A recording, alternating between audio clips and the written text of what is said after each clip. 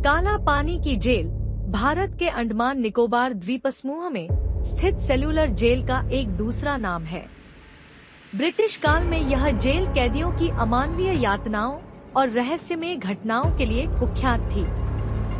कहते हैं कि यहाँ मारे गए कैदियों की आत्माएं आज भी भटकती हैं। समुद्र के बीचों बीच अंडमान निकोबार का वो काला पानी जिसे सुनकर कैदियों के रोंगटे खड़े हो जाते थे।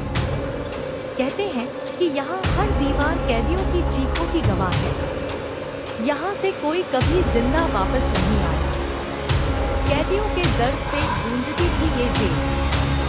लोग कहते हैं कि मरने के बाद भी उनकी चीखें यहाँ सुनी जाती हैं। आज भी रात के समय यहाँ कदमों की आहट और दरवाजों के अपने आप बंद होने की आवाजें सुनाई देती हैं। क्या काला पानी की इस जेल में आत्माएं अब भी भटक रही हैं? साल 1896 जब ब्रिटिश हुकूमत ने इस जेल में देशभक्त क्रांतिकारियों को कैद करना शुरू किया, हर कोने में दर्दनाक चीखें और अंधेरे का साया था।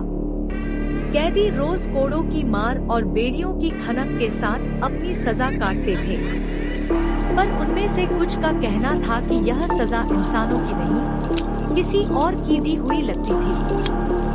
एक रात कैदी रमेश को अपनी कोठरी के बाहर किसी के कदमों की आवाज सुनाई दी, लेकिन जब उसने देखा तो कोई इंसान नहीं बल्कि एक छाया मूर्ति खड़ी थी। सुबह रमेश को उसकी कोठरी में मृत पाया गया।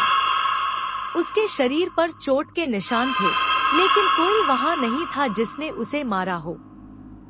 कुछ समय बाद जेल के एक सिपाही ने बताया कि रात में उसे जेल की दीवारों पर खून से लिखी इबारतें दिखाई दी, हम कभी मुक्त नहीं होंगे।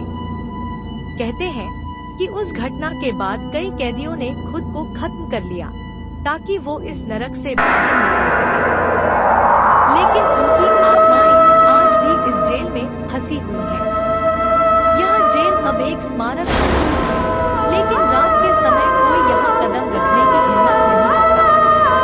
क्या आप कभी काला पानी की जेल की कहानियों की सच्चाई जानने का साहस करेंगे? कमेंट में बताइए और ऐसे ही वीडियो देखने के लिए हमारे YouTube चैनल को लाइक एंड सब्सक्राइब करें। धन्यवाद।